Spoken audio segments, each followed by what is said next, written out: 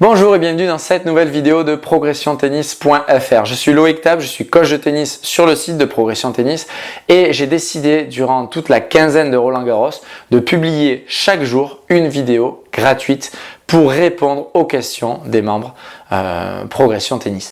Donc cette vidéo non seulement sera gratuite et disponible sur YouTube, mais elle sera également présente, disponible dans l'Académie Progression Tennis, qui est donc une base de données de plein de vidéos qui vont vous permettre donc de devenir plus efficace au tennis.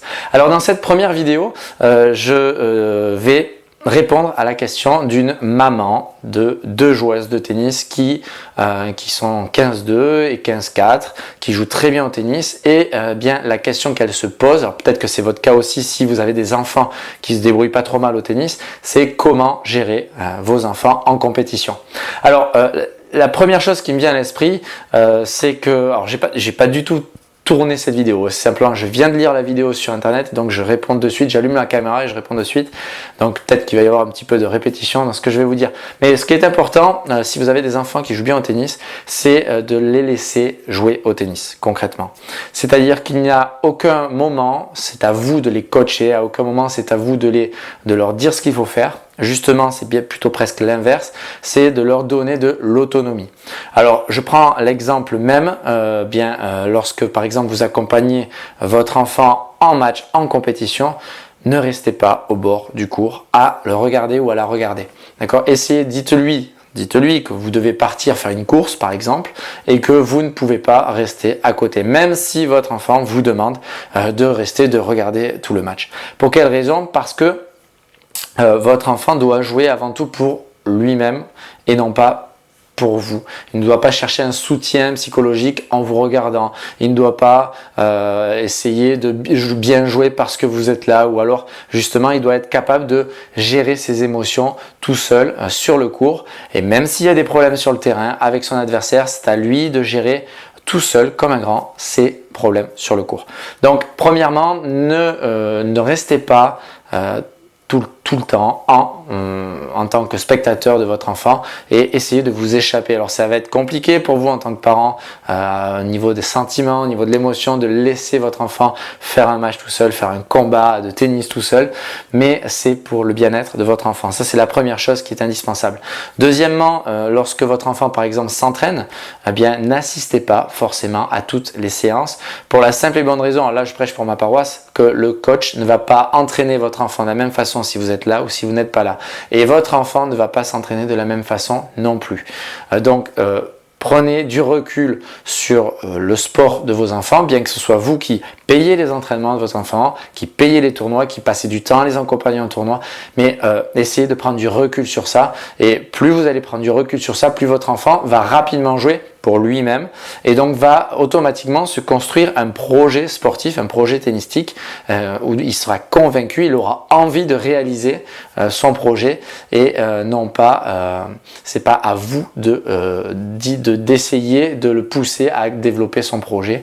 Voilà, votre rôle c'est simplement de l'accompagner dans son projet. Alors attention, si votre enfant est demandeur, s'il vous pose des questions, si il vous demande certaines choses, vous pouvez jouer ce rôle de soutien mental, psychologue ou alors même prof de tennis s'il vous pose des questions, mais n'allez pas, par exemple, lorsque votre enfant a fini un match, a perdu un match ou même a gagné un match, n'allez pas faire un résumé du match à chaud dans la voiture par exemple. Ce n'est pas votre rôle déjà en tant que parent de faire le résumé du match, c'est le rôle du prof et quand bien même votre enfant n'a pas envie d'entendre son père ou sa mère lui dire ce qu'il aurait fallu faire parce qu'il est déjà dégoûté d'avoir perdu. Donc si en plus vous rajoutez une couche, vous allez juste simplement le dégoûter encore plus.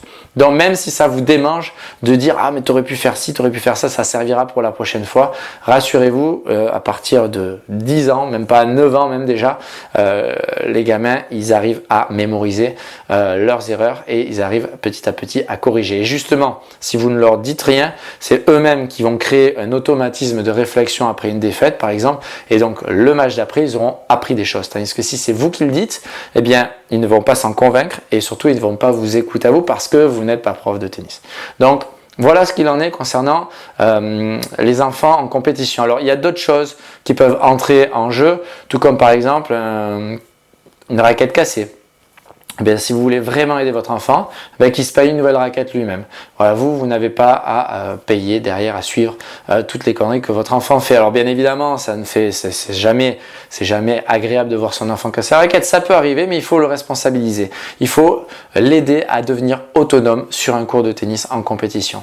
Et l'objectif même, c'est qu'en fin de compte, je vous explique tout ça parce que il y a beaucoup d'enfants qui sont boursiers régionaux. Moi, j'entraîne des boursiers régionaux, des meilleurs du département, et le souci c'est que si on ne les laisse pas en totale autonomie, s'ils jouent donc pour l'entourage, pour les parents, pour les copains qui viennent les regarder jouer, eh bien il se trouve qu'à l'âge de 12-14 ans, il y ait beaucoup de chances pour que le jeune joueur de tennis ou la jeune joueuse arrête le tennis parce qu'elle en a marre, parce qu'en fait elle n'a pas de projet, n'a pas d'objectif particulier à atteindre. Au bout d'un moment, ça sature un petit peu, ça en a marre. Tandis que si dès le plus jeune âge vous les aidez à être autonomes, eh bien qu'est-ce qui va se passer? Votre enfant va se motiver lui-même et il ne va pas se motiver par rapport à des personnes extérieures ou alors à ses parents. Donc ça, c'est un élément indispensable. Donc de temps en temps, regardez les matchs de compétition, de temps en temps, dites que vous avez une course à faire, de temps en temps, ne dites rien, silence total dans la voiture lorsqu'il y a une défaite par exemple, tout comme lorsqu'il y a une victoire. Et par contre, ce que je vous invite à faire, c'est à la fin donc d'un match, par exemple votre enfant perd un match, c'est d'aller discuter avec le prof sans que votre enfant n'écoute la conversation, de discuter avec le prof pour dire ce que vous en avez vu sur le match et ce que vous en avez pensé. De cette façon-là, le coach peut peut-être apporter des solutions à votre enfant. Mais c'est vraiment, vous êtes vraiment spectateur et vous devez même des fois être vraiment complètement en retrait par rapport à votre enfant pour qu'il progresse.